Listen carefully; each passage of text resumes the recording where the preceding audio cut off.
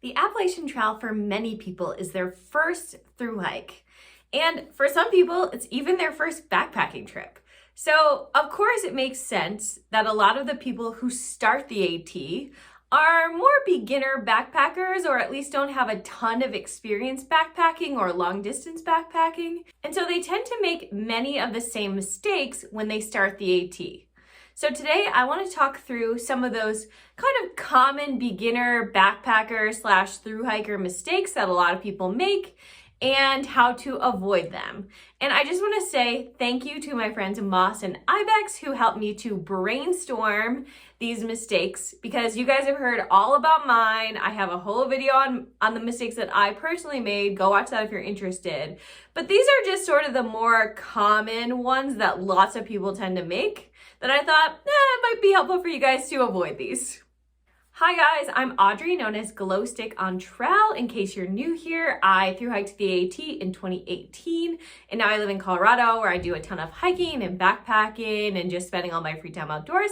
So if you're interested in the AT in Colorado and hiking and backpacking generally, then please hit that subscribe button. And if you're a returning viewer, thank you as always for being here. I appreciate you. By the way, you guys, if you hear any pitter-pattering of little feet or barking, I'm dog sitting right now again, so that's what's going on there. Okay, guys, let's get into these newbie backpacker mistakes. Number 1, overplanning your food. Okay, so a lot of people, before they go out to the AT, they're like, how am I gonna get food? What am I gonna eat? I need to prepare all of this stuff in advance. And they'll put together a bunch of resupply boxes with foods that they've bought in bulk, and then they'll rope a friend or a family member into sending these for them out on trail, like as they go north, or I guess, south or flip-flop or whatever they're doing, but usually north. And then they'll receive these resupply boxes, and they're a huge pain in the butt for a couple of different reasons. Number 1, you really, on the AT, there are so many towns. Every few days you're going to a town while you're on the AT, and it's not a big thing at all. It just becomes very normal life. Every 4 or 5 days you get off the trail, you go to a town, you go to a grocery store, you do your resupply. It's not a big deal at all. Most things that you're gonna want, you're gonna be able to find at the grocery store. And if you send these boxes in advance, generally you're gonna be sending these to post offices. Small town post offices have limited hours, and they're not always easy to get to. So what happens if you've got your resupply box sent to you, you get to whatever town you're going to on a Friday afternoon, the post office is already closed. If you're lucky, it might be open on Saturday for a few hours, but often it's not. Sunday it's closed, and then you gotta wait around until Monday in order to get your resupply box to head back out on the trail. Most people don't want to do that. That's a huge pain when you could just pop into the grocery store and get what you want. In addition, you are gonna get sick of so many hiker foods. There are gonna be so many foods out on the trail that you never wanna see again. I personally never freaking ever eat protein bars anymore. Never. Protein bars of any kind. I'm not gonna say I'll never eat a protein bar again, but I ate so many on the AT that protein bars of any variety just disgusted me. And there were definitely other foods out on the trail that I started really loving and wanting to eat all the time, and then a switch would flip, and all of a sudden I'd be like, no, I can't. I don't even want to look at that, let alone eat it. So you don't know what you're going to want to eat out there, what you're going to get sick of, what you're going to end up loving, what you're going to crave. When you're out on trail, you think about food a lot. You talk about food a lot. And you will figure out what it is that you want to eat as you go along. So I definitely would not recommend deciding in advance what types of things you're going to want to eat for the entire trail. You're just going to end up spending a bunch of money on food that you do not want. You're gonna spend the time of whoever you get to send you these boxes, and it's just gonna end up being frustrating. So I definitely recommend not doing the resupply box thing. If you decide once you're out on trail that you do want to do resupply boxes, you could always do it while you're out there. And if you do send yourself any resupply boxes, I'm not saying don't ever send any, but I am saying it's not necessary. But I would just look into places that don't have the best resupply options and maybe send yourself a couple of boxes, you know, here or there. For example, Fontana Dam, not the best resupply option. You go through there right before you get into the Great Smoky Mountains. It's really touristy, like the Fontana Dam Resort is really touristy. The shop is pretty small where you can buy food to resupply. You don't have a lot of options. It's definitely overpriced. So that might be a good place for you to send a resupply box.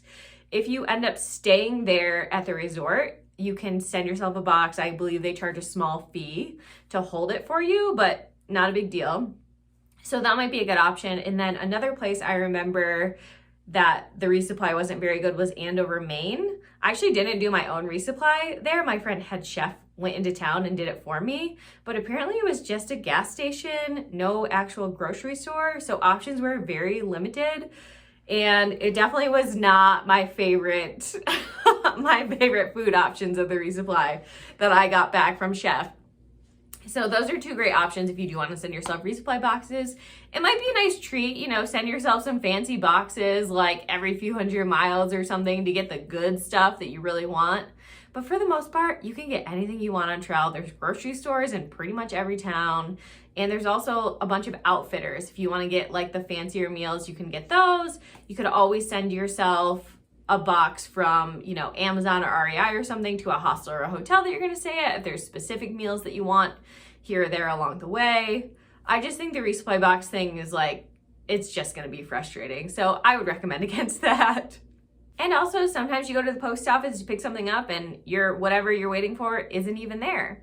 So my friend Ibex was on the PCT this past summer and I sent her a couple of really nice resupply boxes that I put together. I thought they were great, if I do say so myself, full of like awesome Trader Joe's hiker treats. And I sent her 2 boxes to the same place. She got one of the boxes. The other one, they filed under the wrong name. So when she went to pick it up, they were like, no, that's not here. And she literally had to call them like 3 times to figure out where this box was and then get it sent to somewhere else because they just were like, well, we don't have this box, even though they did. And when I was on the AT, a friend of mine sent me a letter on the trail to a post office. She sent it a couple of weeks ahead of time. I went to the post office twice to see where this letter was. They didn't have it or couldn't find it or whatever. And then they ended up returning the letter, return to sender. So again, it's just a pain. Okay, number 2, the next mistake, getting shoes that don't fit properly that end up causing you a bunch of foot problems. Okay, so I did a few videos last year with Obo's footwear. They make the hiking boots that I always wear. I really love the company. I love the shoes. But anyway, so when I was working on these videos with them, we were talking through like the best ways to pick out shoes for the trail. And they said something that really stuck with me, and I really find this to be true as well. And they said the number 1 most important factor in choosing your shoes is that you're getting the right size. That might sound obvious, but there are so many people out on trail that end up having footwear that doesn't really fit. They end up with blisters. They end up losing toenails. They end up with numb feet, like weird nerve damage, things like that. And most often the reason for that is that they've gotten the wrong size. So most hikers need to size up at least a half a size or a full size or even more. And so when I was talking to Obos about this, they recommended that anyone like ahead of a long hike like this, to make sure they do get proper footwear, is that they actually go get their foot professionally measured. And you can do that in, you know, most outfitters or places where they sell hiking boots and whatnot. But I did not do that, but I did size up a full size. And the reason that you need to go up so far is, number 1, you're probably going to be wearing thicker socks. And number 2, when you're on your feet all day long with a bunch of weight on your back, walking over like rocks and roots and really putting your feet through some stuff, they tend to swell and they remain swollen. It's not just like, oh, they get a little swollen one day and then the next day they're normal. No, you will find out on trail that like if you're on the AT, your feet will be swollen for months on end and they will hurt. So for that reason, you're gonna need bigger shoes than you normally would. So in the beginning, when you're picking out your shoes, get them measured if you can, definitely size up, try them on with your hiking socks. Hopefully you're going on some practice hikes and trying out these shoes along with the rest of your gear. And then if you're on the trail and you're finding that you are getting a lot of blisters, your toenails are falling off, you're getting a lot of weird numb spots on your feet, that's probably a good indication that you're not wearing the right size shoes. And even if you are wearing the right size shoes, like maybe those shoes aren't the best ones for you. And since we are on the subject of feet and shoes and whatnot, number 3 is not taking care of blisters. Okay, so I just want to say blisters are not just like a normal part of the experience that you have to accept for the most part. When I was through hiking the AT, I literally got like 3 blisters. It was all at the same time. It was just because I was in the state of Virginia and it rained for like 25 out of 30 or 31 days of the month, whatever it was. And I got caught in a huge downpour and all this water just went and pooled down on my shoes and then they wouldn't dry because it was so humid and so wet. So that was the only time that I really got blisters on the trail. Like, you shouldn't be getting blisters all the time. So again, with the proper footwear, the right sizing of your shoes, but also make sure that you're wearing good quality hiking socks. Like, these need to be moisture wicking, maybe wool, maybe a different material, but they definitely need to be pulling moisture away from your feet so that they're not rubbing all the time when you're sweating or when you're caught in the rain or whatever. I really like Darn Toughs myself. Those are my favorite brand. I'll put the links to some of those down in the show notes in case you're unfamiliar or you're interested. But also, once you start getting hot spots on your feet, once you feel the hot spots coming on, you need to treat those right away before they turn into blisters. And the way you do this is you want to wash them properly with soap if you can, or at least like clean the area as best as you can. You want to put some antibiotic ointment on them, and then you want to cover them in either like moleskin or bandages made specifically for blisters, or even just like duct tape, something like that. And this goes for hot spots and blisters, like treat them kind of the same way, but you definitely want to cover those up before they turn into full on blisters, because hygiene, not so great on the trail. You're around a lot of dirt, you're sweating all the time, like you're not getting a shower every day. And so you don't want these to turn into blisters and have them be painful, and also turn into blisters and then have them get infected and have the blisters not go away and then your feet are in pain all the time. Like, you can't live like that. So treat those, prevent that from happening. Take care of your feet. Oh, and just a note on the socks, I also tend to wear sock liners. Usually these are made of either silk or polyester, something like that. They're really thin, they go under your socks, and they also help prevent blisters. I just wear the plain ones, but my friend Baby swears by Injinjis, which are like toe sock liners. I'll put a link to those down in the show notes too. But a lot of people get blisters like between their toes, and so the Injinjis can help prevent that from happening. But yes, foot care, preventing blisters, so important. Okay, the number 4 mistake is overplanning your miles. I know some of you guys out there are big planners. Some of you guys out there are like anxious planners, and you just feel like, oh, if I plan everything, then I will succeed in this thing that I want to do. Okay, maybe that's true, but there are a lot of factors that you can't account for before you're on trail. You have no idea how you're going to feel backpacking all day, every day until you're out there. You don't know how you're going to feel mentally. You don't know how you're going to feel physically. You don't quite yet understand just like what day-to-day trail life is like. You don't know who you're going to end up hiking with. So I would really recommend against making a spreadsheet and deciding where you're going to stay every single night and how many miles you're going to do every single day, because they're just like the food thing. This is something that you can figure out once you're out on trail and you see how your body is reacting and your mind is reacting. And again, like who you're going to hike with. Like maybe your spreadsheet says you want to go 12 miles, but you end up hiking with someone who wants to go to this beautiful campsite that's 14 miles away or 10 miles away. What are you going to do? Be like, no, I can't do that because my spreadsheet says XYZ. Or you might find that, hey, like I've been in the backcountry for a couple of days. I'm really craving pizza. I'm really hungry. There is a pizza joint just a couple miles off trail. Like you want to make it so that you have flexibility to do these side things that you haven't even thought of yet before you get on the trail. And along those same lines, number 5, doing too many miles right out the gate. I think immediately sometimes when people get out on trail, they're like, I gotta make miles. I gotta be on this schedule. I gotta like push and push and push, even though you probably have all the time in the world. And even if you don't have all the time in the world, guess what is going to slow you down more than taking it slow one day? Injury.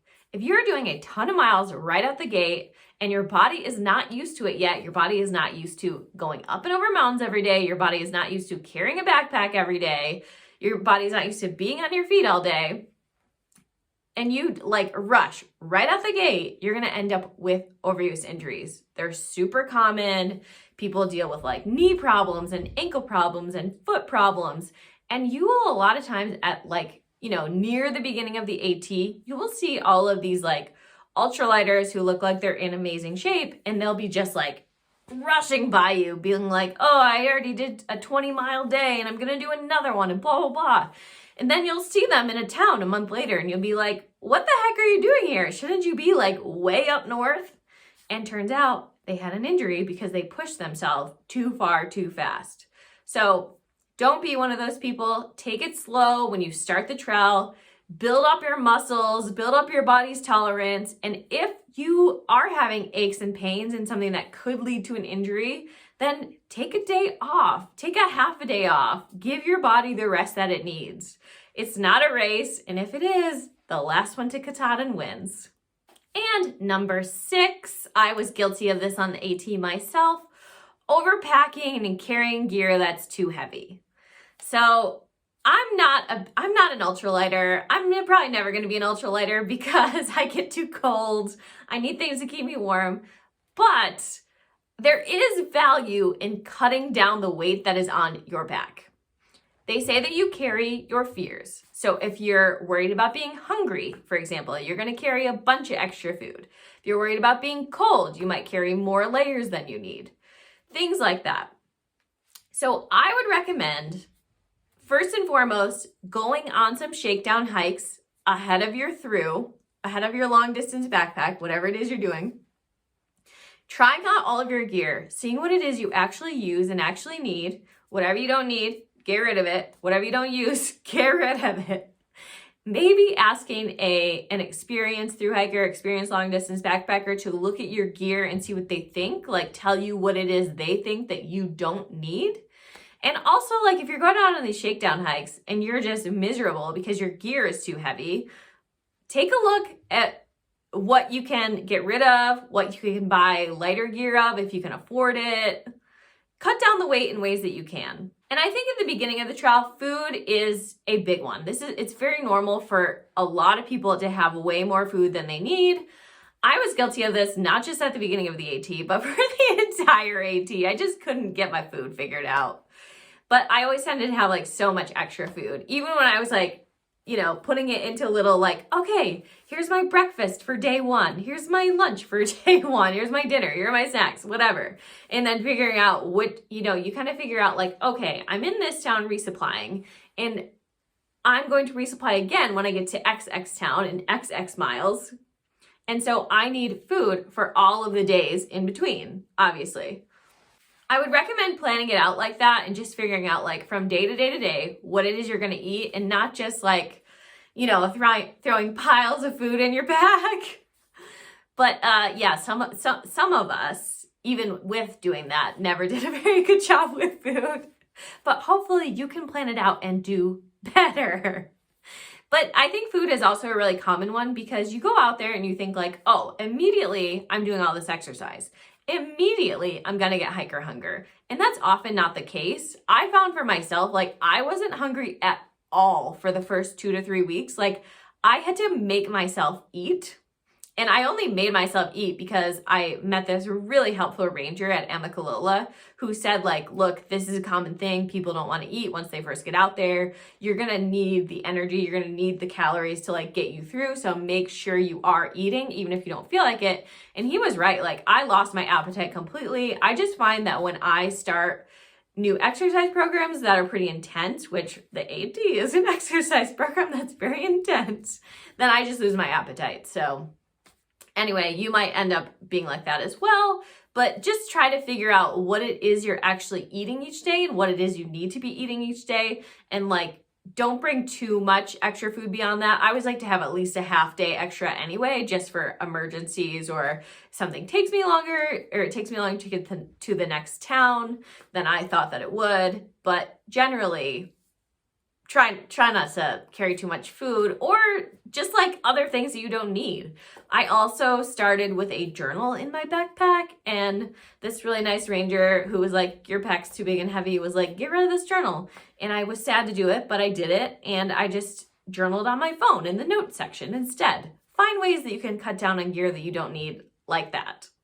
And by the way, if you're nervous about getting out there and not having the things that you need because you're like feeling anxious about leaving things behind that you haven't used, for example, just know that it is very easy on the AT to get anything that you need out there. Maybe not on the exact day that you want it, but within a few days you can get anything you need. So there's an outfitter, for example, at Neal's Gap. It's only just a few days in on the AT. So when I was there, I bought a frozen pizza that they cooked for me. It was so delicious. I was dreaming about it the whole time. And also a sleeping bag liner, because even with my 0-degree sleeping bag, I was freaking freezing out there. And so once I got to Neal's Gap, I bought a sleeping bag liner. No problem. It helped fix my being freezing all the time. Didn't cure it, but helped. So anything that you need, there are so many outfitters along the trail. There are so many like Walmarts that you can get to, along with the grocery stores. So it's not just like you're heading out into the wilderness and you're never going to see civilization again. Like, it's not really a big deal to buy more things if you find you need them on the AT, but it is more difficult to hike up and over mountains all day, every day with things that you don't need when your bag's too heavy. So I hope you take that to heart. So anyway, guys, those are the tips on mistakes to avoid that beginner backpackers / long distance backpackers and thru hikers make. I hope that you found these helpful. Thanks again to Ibex and Moss for helping me brainstorm these.